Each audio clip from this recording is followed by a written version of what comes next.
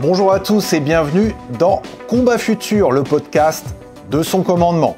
La carte et le territoire, du 4D+, ou du 3D-, géopolitique versus géostratégie, de toute façon, plus besoin de ces notions avec GG Maps et ces gars capables de géolocaliser une image à la taille du poteau stop et à l'inclinaison du blé. Mon chemin, my ways.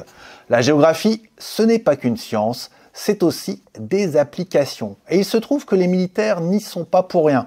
Allez, ils en sont peut-être même à l'initiative. Pour redécouvrir le poids de la géo chez les milis, nous rencontrons le professeur Philippe Boulanger. Monsieur le professeur, bonjour. Bonjour à vous. Vous êtes entre autres professeur des universités à la Sorbonne Université et ancien président du conseil scientifique de l'Institut de recherche stratégique. Alors, vous êtes aussi l'auteur de nombreux ouvrages dont Hydrocarbures et conflits dans le monde, ou encore La géographie reine des batailles, Planète Média, géopolitique des réseaux et de l'influence, et apparu dernièrement aux éditions La Découverte, votre dernier ouvrage, je crois, Introduction à la géostratégie. C'est exactement ça, c'est un ouvrage de synthèse qui rappelle l'importance de ce raisonnement géostratégique, pour nous civils comme pour les armées. Y a-t-il d'autres ouvrages dernièrement que vous avez peut-être un peu chapeauté ? Alors, effectivement, il y en a un qui vient de paraître aux éditions Armand Collin l'été 2024 et qui est un ouvrage collectif intitulé Le Geospatial Intelligence, un outil géopolitique d'aide à la décision. C'est un ouvrage collectif qui rassemble des auteurs militaires, mais aussi gendarmes, pour nous expliquer comment la géographie est opérationnelle aujourd'hui. Alors s'il existe un regain d'intérêt pour cette matière qui paraît pour beaucoup drue et ardue, est-ce que ce ne serait pas dû en partie à la guerre russo-ukrainienne qui nous est relatée par les médias, souvent par les cartes ? Alors il est vrai que tous les conflits nous rappellent que la géographie exerce une influence permanente et dans la couverture médiatique de la guerre en Ukraine aujourd'hui, la meilleure façon de comprendre le déroulement du conflit à tous les niveaux sur un plan géopolitique, géostratégique mais aussi tactique est de regarder une carte. Et la plupart des médias savent très bien que c'est un excellent mode de communication, de compréhension mais aussi d'influence pour orienter aussi notre attention sur certains sujets liés à la guerre. Quelles sont les origines de la géographie ? Alors, c'est une question qui est fondamentale et extrêmement intéressante et je vous remercie de la poser puisque effectivement, comme vous l'avez dit dans votre introduction, le militaire, depuis l'Antiquité, quel que soit son statut ou le nom qu'on lui donnait à une certaine époque, est un géographe dans l'âme. La géographie, c'est-à-dire la compréhension de la relation entre le territoire et l'homme. La question voudrait dire, par rapport à notre sujet, comment le militaire, depuis qu'il est combattant, s'approprie en fait l'espace qui est autour de lui. Alors il y a différentes façons de raisonner, on en parlera tout à l'heure.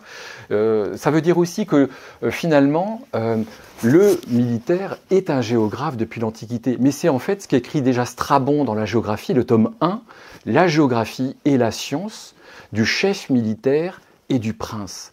On est au 1er siècle après Jésus-Christ, c'est donc déjà dès l'Antiquité que l'on a conscience que la géographie est fondamentale. Et pendant très longtemps, c'est-à-dire quasiment jusqu'au 19e siècle, la géographie est un savoir plutôt empirique, c'est-à-dire qu'il n'y a pas d'enseignement de la géographie non seulement dans la communauté civile, je pense aux sociétés savantes ou à l'université. Il faut rappeler que la première chaire de géographie à l'université est créée en Prusse au début du 19e siècle. Et en même temps, il n'y a pas de lieu non plus de formation à la géographie dans les différentes armées depuis l'Antiquité jusqu'au 19e siècle. Donc tout reste empirique, mais cela n'empêche que tous les grands stratèges qui nous ont laissé un traité depuis l'Antiquité ont mentionné l'importance, alors ce qu'on appellerait de l'hydrographie, la topographie, le relief, voire la climatologie, pour employer des mots savants d'aujourd'hui. Il y a cette intuition, dans tous les traités nous le retrouvons, que finalement on ne peut pas devenir soit un tacticien, soit un stratège, donc on est au niveau supérieur, sans donner une place dans le raisonnement à la géographie. Alors pourquoi cette longue période ? Parce que comme je l'ai dit, il n'y a pas de lieu de formation, il n'y a pas non plus de sciences géographiques telles que l'on l'entend aujourd'hui, il faut attendre le 19e siècle pour que la géographie apparaisse non seulement dans les milieux civils savants, universités, sociétés savantes, mais également dans la formation des officiers et des sous-officiers. Le 19e siècle est le siècle de la rationalisation de la géographie que l'on va appeler militaire. La géographie militaire est une discipline centrale dans toutes les cultures militaires européennes au XIXe siècle pour justement sensibiliser, puis aller au-delà que la sensibilisation, les futurs chefs à prendre conscience de tous les éléments à prendre en compte lorsqu'il s'agit de manœuvrer, de livrer bataille et puis surtout de remporter la victoire. Donc l'intérêt de faire de la géographie dite militaire à partir du XIXe siècle, c'est justement de pouvoir atteindre l'objectif. Et là, il y a quantité d'éléments à prendre en compte. Est-ce que c'est à ce moment-là que commence à exister, après la géographie physique, la géographie humaine? C'était une très bonne question, parce que la géographie dite militaire, c'est-à-dire la géographie à des fins militaires, dans le nouveau dictionnaire militaire de 1892, il y a 4 pages réservées à la définition de la géographie militaire. On est fin 19e siècle, c'est une période de maturité pour la discipline.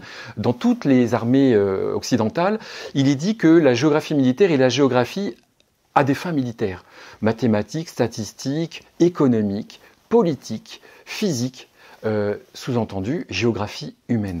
Donc il est vrai que d'abord, la géographie militaire dont l'expression apparaît en 1794 en France, sous-entend d'abord la géographie physique.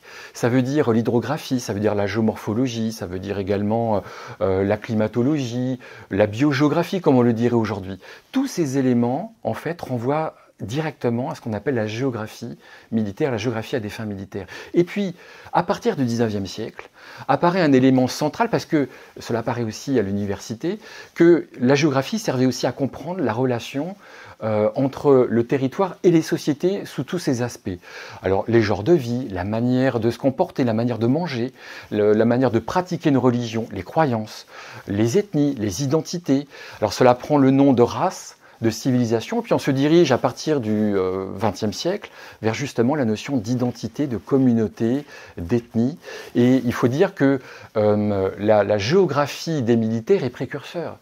C'est-à-dire que la géographie dite humaine existe avant dans les armées par rapport à l'université. C'est une approche de la géographie qui est très moderne au XIXe siècle, parce que le militaire est un géographe opérationnel. Il y a des géographes qui sont des rats de bibliothèque, qui apprennent la géographie en restant chez eux ou en allant à la bibliothèque, et puis il y a les autres, les opérationnels. Alors il n'y a pas que les militaires, on pourrait parler également du chef d'entreprise, mais le militaire par essence a besoin de s'approprier le territoire, de le comprendre très bien sur le plan physique, on voit très bien de quoi il s'agit. Pour le franchissement d'un cours d'eau, il faut savoir la profondeur du cours d'eau, l'orientation des berges de la rivière ou du cours d'eau, et en ce qui concerne la géographie humaine, il faut aussi penser à l'appropriation territoriale par l'adhésion, par la pacification, et ces éléments mûrissent tout au long du XIXe siècle. Mais la géographie humaine fait partie du raisonnement géographique militaire, dès le début du XIXe siècle. Alors, en mûrissant justement, la géographie va presque perdre son nom, et aujourd'hui, on entend surtout les concepts de géopolitique et géostratégie. Qu'est-ce que c'est et quelle est la différence entre les deux?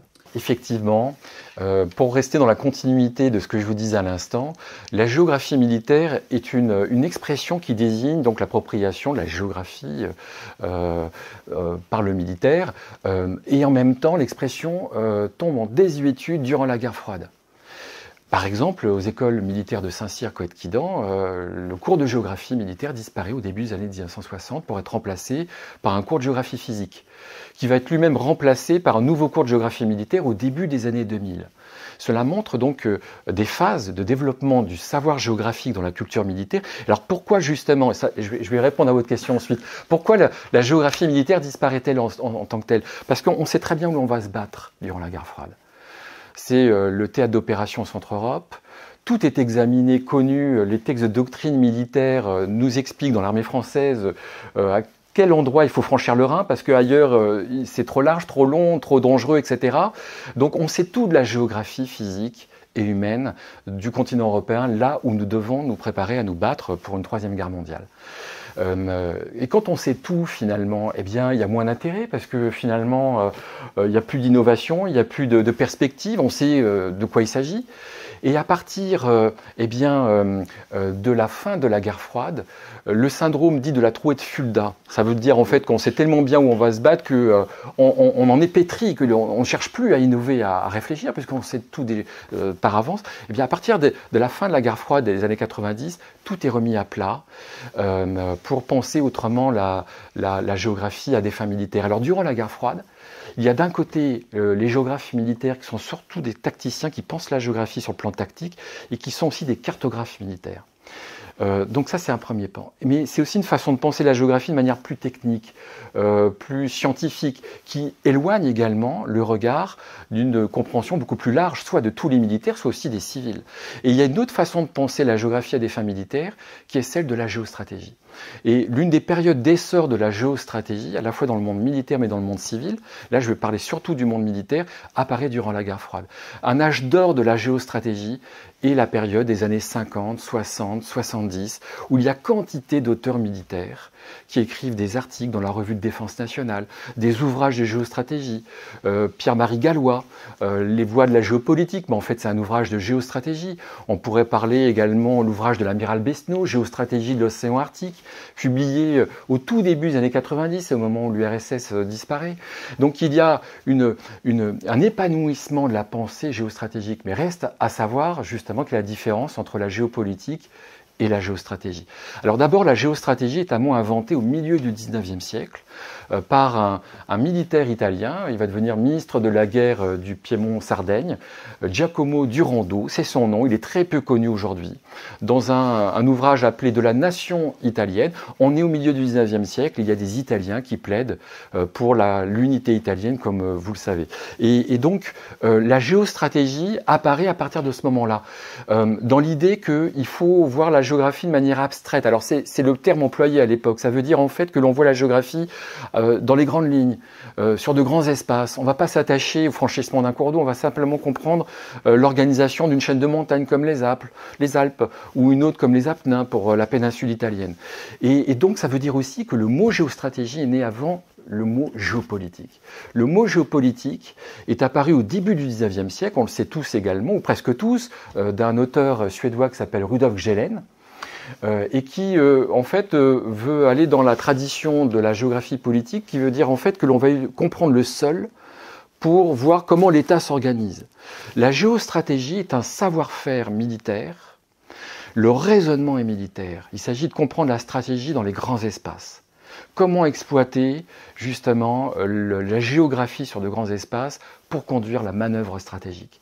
La géopolitique est un savoir-faire plutôt universitaire, plutôt civil, et qui veut dire à l'origine comment utiliser le sol pour comprendre l'épanouissement, le développement d'un État, y compris sur un plan militaire. Mais le fait militaire, en fait, est un des facteurs. La géopolitique comprend en fait une quantité d'éléments, alors bien sûr le fait politique, les institutions, le gouvernement, mais également la population, la démographie, l'économie et également les genres de vie. Hein. Donc il y a une distinction entre les deux. Et la géopolitique aujourd'hui, parce que le mot a été tabou quand même pendant une grande partie du XXe siècle, et maintenant très à la mode depuis presque 20 ans, veut dire, tel que Strabon le définissait, la géopolitique c'est la science du prince, c'est celui du gouvernant, mais aussi qui sert à comprendre comment s'affrontent des acteurs sur un territoire donné. Si on oublie la notion de territoire, on est plutôt dans des relations internationales. Si on y ajoute l'idée de territoire, d'espace géographique, on est en géopolitique.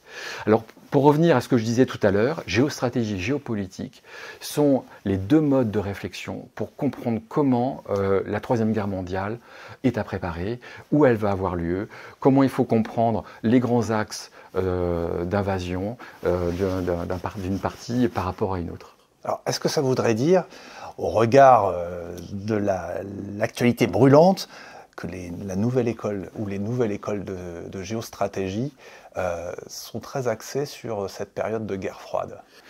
Alors, effectivement, déjà on pourrait discuter sur la notion d'école de géostratégie. Elle serait peut-être à nuancer, parce que la géostratégie a toujours été marginal par rapport à la géopolitique. D'ailleurs, la plupart des expressions employées dans les médias, mais aussi ailleurs, à l'université, confondent géopolitique et géostratégie. Certains parlent de géopolitique pour parler du raisonnement militaire, en fait, du stratège, que ce soit dans la guerre russo-ukrainienne d'aujourd'hui, puisqu'on en parlait tout à l'heure, ou alors la guerre de Gaza. Donc il y a une confusion entre les termes, et la géostratégie tend à se redévelopper parce qu'on prend conscience que le monde est en train de changer, que les combats localisés dans telle partie de l'Afrique restent d'actualité, mais prennent une importance moindre par rapport à ce que l'on appelle tous, ou plus ou moins tous, le retour de la guerre de haute intensité, la guerre conventionnelle de haute intensité. Et donc là, il faut se rappeler, évidemment, tout ce qui a été pensé durant la guerre froide, parce qu'on est dans un contexte de tension, sous le seuil du conflit armé, mais qui reste préoccupant parce qu'il y a le risque de guerre, voire de guerre mondiale. Et donc, on est en train, quand je dis on, c'est vraiment au sens très large, universitaire, journaliste, théoricien de la stratégie, ce que nos aînés avaient écrit durant la guerre froide sur les grands espaces géostratégiques, sur les concepts géostratégiques, la manière de comprendre la préparation à la Troisième Guerre mondiale par l'approche géographique sur un plan stratégique. Vous venez de dire que le monde changeait et ô combien, mais les cartes anciennes, elles restent, et est-ce qu'elles sont encore utilisables ? Alors c'est une très bonne question. Globalement, évidemment, la carte qui est un outil fondamental. La carte, en fait, c'est un moyen de faire passer un message, d'exploiter un espace. Il faut rappeler ce que disait Gustave Léon Yox, qui a enseigné à l'École supérieure de guerre. Donc nous sommes dans ces locaux, aujourd'hui, au moment où nous parlons. Gustave Léon Yox a été le premier professeur de géographie militaire à l'École supérieure de guerre. À partir de 1876 jusqu'en 1894, il a formé presque 2 générations de futurs chefs de l'armée française. Et il disait dans le tome 1 de la géographie militaire, la géographie n'est pas une finalité en tant que telle, c'est un moyen d'aller au-delà. Et la carte, la production cartographique s'inscrit dans cette logique. La carte, c'est un moyen de mieux comprendre, d'être plus efficace. Et alors, pour répondre à votre question, il faut rappeler que les cartographes militaires ont été pionniers depuis la Renaissance, le XVIIe siècle, puis le XIXe siècle encore, avec la modernisation des techniques, des normes de cartographie, de représentation de l'espace à différentes échelles géographiques. Et actuellement, nous cherchons à redécouvrir les cartes anciennes du XIXe siècle, mais surtout de la guerre froide, pour essayer de compléter les lacunes d'informations géographiques et puis ensuite de les mettre à jour avec de nouvelles technologies. Alors ça, c'est encore un autre sujet, mais l'avantage de la production cartographique, c'est qu'elle donne à l'instant T une information, voire des informations géographiques sur un espace à différentes échelles géographiques. Quels outils utilise-t-on aujourd'hui justement pour cette nouvelle cartographie de précision ? Alors, nous vivons une période d'évolution majeure en matière de production cartographique.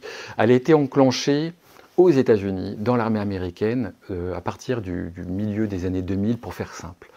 Cela porte un nom, un acronyme même, un peu curieux, qui donnera à penser que c'est une affaire de spécialistes. En fait, non, pas du tout. Nous sommes en train de vivre, même dans le civil, eh bien, cette évolution technologique. Il s'agit en fait de produire de la cartographie à partir de la fusion de données géolocalisées multicapteurs. Alors, je m'explique. Fusion, ça veut dire en fait que j'agglomère, je collecte, j'agglomère, je combine des sources, donc de la donnée, puisque c'est un terme majeur aujourd'hui, provenant de différents capteurs. Geospatial Intelligence, GeoInt en acronyme veut dire renseignement géospatial à premier abord, mais en fait non, c'est le nom donné pour parler de fusion, d'informations venant de différents capteurs. Alors, imagerie satellite. Aujourd'hui, on sait que c'est un outil d'information colossal, de plus en plus important, avec le développement des constellations, des nanosatellites, etc. Ensuite, il y a des informations dites de sources ouvertes, provenant des réseaux sociaux, provenant de documentation plus académique. Quand on est dans le domaine du renseignement, il faut y ajouter, avec l'imagerie spatiale, les données électromagnétiques. À partir de toutes ces informations rassemblées, on est capable d'avoir une représentation cartographique d'un objet, d'un phénomène, quasiment en temps réel. Alors, s'ajoute également à ce que je viens de vous dire par rapport aux capteurs, des logiciels de cartographie numérique. Et avec les nouvelles technologies, intelligence artificielle, machine learning, on est dans de la cartographie automatisée, entre autres. C'est l'un des aspects de cette révolution technologique que nous vivons. Ça veut dire qu'on intègre en temps réel de l'information diverse et les algorithmes produisent une cartographie en temps réel. Ça veut dire que le chef, en fait, il a à sa disposition une information qui n'a pas 6 mois d'usage ou de durée, c'est une information qui est immédiate. Et cela m'amène aussi à souligner que nous vivons une période de révolution technologique, mais également que nous vivons aussi dans la continuité de la géographie depuis l'Antiquité, parce que la géographie, c'est un savoir stratégique, décisif, qui est une aide à la décision avant tout, et est un appui également aux unités sur le terrain. C'est-à-dire que le grand chef à l'état-major a besoin d'être informé en permanence, avec des données les plus fiables possibles, et les technologies permettent justement de limiter les marges d'erreur, et d'un autre côté, les unités sur le terrain peuvent disposer, si les moyens technologiques le permettent bien, d'avoir accès en temps réel également à l'information pour manœuvrer, se localiser, connaître les mouvements de l'adversaire, etc. Donc il y a des nouvelles dimensions, on a compris qu'il y avait cette dimension du temps, mais est-ce qu'il y a aussi une dimension qui est celle de l'aérien, voire du spatial? Oui, effectivement. Alors ce qui est intéressant de rappeler, c'est que cette évolution technologique est apparue, cette façon de faire, la géographie moderne militaire, il y a une vingtaine d'années aux États-Unis, il y a une dizaine d'années dans les armées occidentales, dont l'armée française, et en fait cette culture est celle de l'hybridation des savoirs, également de la gestion du temps et de l'espace à un tempo accéléré, pour avoir la supériorité informationnelle sur l'adversaire. Et ça sous-entend également d'abord la dilatation des échelles de responsabilité par rapport à l'information. La même information est vue par le chef d'état-major comme par le sergent avec sa section sur le terrain. Et cela en temps réel, et je le dis de manière théorique, naturellement, mais ça s'est révélé dans plusieurs opérations des armées occidentales, et en même temps, cela a contribué au développement de cette culture militaire depuis la fin des années 2010 qu'on appelle multimilieu, multichamp, qui est officielle dans les différentes armées occidentales également, et qui permet de décloisonner cette façon de penser la géographie en silos, c'est-à-dire d'un côté on a l'espace aérien, on a l'espace maritime, on a l'espace terrestre. Donc déjà là je parle d'espace physique, et la géographie moderne permet justement bien d'avoir une information dans tous les champs physiques, dans tous les espaces physiques, terre, mer, air, puis espace extra-atmosphérique. Et il ne faut pas oublier également ce qu'on appelle les espaces immatériels, c'est-à-dire les réseaux sociaux, l'infosphère, l'information médiatique, puisque le journaliste est un capteur également pour le militaire, et également l'information électromagnétique est décisive dans les guerres modernes, et en particulier durant la guerre d'Ukraine depuis 2022. Alors, vous nous parlez de multiplicité des cartes, de cartes quasiment à complication, mais est-ce qu'on va quand même vers une standardisation internationale? C'est un vrai sujet, c'est un sujet géopolitique en tant que tel, celle de la normalisation de la donnée, puisqu'il y a des données finalement pour différents types d'informations. Et une donnée correspond à une manière d'être utilisée, et les systèmes doivent être compatibles. Il y a des données qui sont compatibles pour tel système d'armes, par exemple, mais pas pour d'autres. Donc il faut arriver à créer une unité, une standardisation. Et le fil directeur en fait, de la normalisation de la donnée provient de la culture otanienne, des STANAG. Donc ça veut dire aussi la culture américaine. Et la tendance est à suivre en fait, en matière de données géographiques, celle de l'OTAN. Il y a des exceptions, il y a des systèmes différents, ce qui crée aussi une certaine complexité qui est à déterminer, qui est celle de la grande diversité des systèmes d'information géographiques. Il faut pouvoir clarifier, pas forcément centraliser, mais à rendre plus homogène pour que finalement le plus grand nombre de systèmes puissent utiliser une norme, voire des normes de données. C'est l'un des grands enjeux de la géographie militaire depuis, en France, mais comme ailleurs, depuis plus d'une vingtaine d'années. La DGA a mis en place différents systèmes, DNG 3D, GeoDKD, GeoDKD qui est un système qui était pensé pendant 10 ans et qui consiste à normaliser la donnée géographie pour qu'elle soit utile au plus grand nombre d'unités militaires.